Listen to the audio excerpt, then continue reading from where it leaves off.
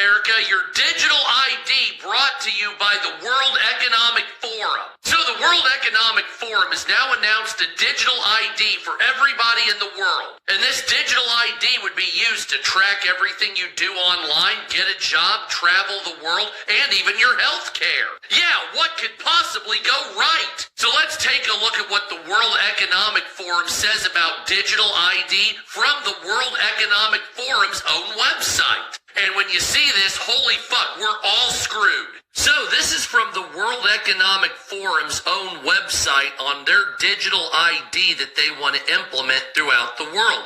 Let's take a look at all the facets of the digital ID and what they want to bestow upon the population of the world. First of all, financial services, digital IDs to open bank accounts and carry out online financial transactions, followed by food and sustainability for farmers and consumers to verify produce and to enhance the value and traceability of supply chains. Don't forget travel and mobility. You can use your digital ID to book trips and go through borders. I'm sure you'll have to have it at some point. Here you go, humanitarian response. Access services to demonstrate qualifications to work in a foreign country. So I guess borders are gone with it when it comes to work.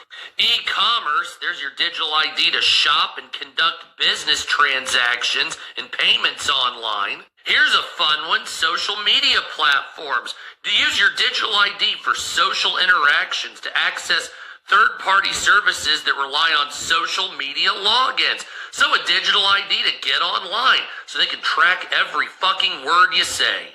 Then, of course, they'll arrest you for hate speech. To anonymity on social media. In our countries, no one can walk the streets with a mask on their face or drive a car without a license plate.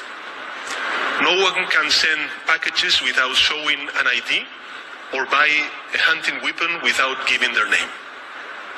And yet, we are allowing people to roam freely on social networks without linking their profiles to a real identity.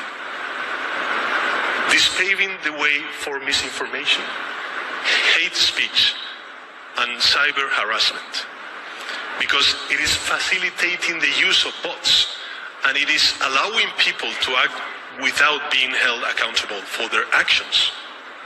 Such an anomaly cannot continue. In a democracy, citizens have the right to privacy, not to anonymity or impunity, because with those two, social coexistence would be impossible. That is why I believe we must push forward the principle of pseudonymity as the functioning element of social media, and force all these platforms to link every user account to an European digital identity wallet. This way, citizens could use nicknames if they want, but in the case of a crime, public authorities will be able to connect those nicknames to real people and hold them responsible. Because accountability is not an obstacle to freedom of speech. It is an essential complement to it. What we are saying, we have to create the rules for globalization. Right. Globalization needs rules. It has to be... And who would make those rules and who will make sure those are observed? That's a big problem which we have in the world. We have a lack of global governance. Right. If we look at the UN, if we look at the G8, at the international organizations, they are not enough. We need more institutions to develop global rules.